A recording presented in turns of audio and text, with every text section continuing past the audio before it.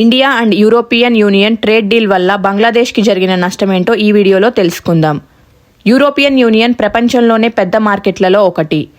ఇప్పుడు India and EU మధ్య జరిగిన ఫ్రీ ట్రేడ్ డీల్ అంటే మదర్ ఆఫ్ ఆల్ డీల్స్గా పిలువబడే ఈ డీల్ అగ్రిమెంట్ ఓకే అయ్యింది. ఇప్పటి వరకు మన ఇండియా టెక్స్టైల్స్ని బంగ్లాదేశ్కి ఎక్స్పోర్ట్ చేసింది. అయితే బంగ్లాదేశ్ వాటితో గార్మెంట్స్ అంటే బట్టలు తయారు చేసి వాటిని EU దేశాలకు అమ్ముతోంది. LDC అంటే లీస్ట్ డెవలప్డ్ కంట్రీ కింద బంగ్లాదేశ్కి టారిఫ్స్ లేవు.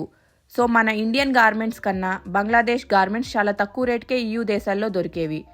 అదే గార్మెంట్స్ ఇండియా నుండి ఎక్స్పోర్ట్ చేస్తే 12% టారిఫ్ ఉండేది. సో అప్పుడు దాని రేట్ చాలా ఎక్కువగా ఉండేది.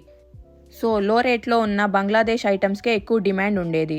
అయితే ఇప్పుడు కొత్తగా EUతో ఇండియాకి అయిన డీల్ వల్ల 0 టారిఫ్స్కే ఇండియా నుండి డైరెక్ట్గా EUకి గార్మెంట్స్ ఎక్స్పోర్ట్ చేయొచ్చు. దీనివల్ల బంగ్లాదేశ్కి కాంపిటీషన్ పెరుగుతుంది, అలానే సేల్స్ కూడా చాలా తగ్గుతాయి. ఈ ట్రేడ్ డీల్ వల్ల ఇండియా ఇప్పటి నుండి బంగ్లాదేశ్కి టెక్స్టైల్ ఎక్స్పోర్ట్ చేయకుండా డైరెక్ట్గా EUకి ఎక్స్పోర్ట్ చేయొచ్చు.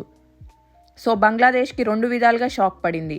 ఒకటి, ఇండియా నుండి టెక్స్టైల్ రావటం ఆగిపోతుంది, అలానే EUలో ఇండియా కాంపిటీషన్ ఎక్కువగా ఉండబోతోంది.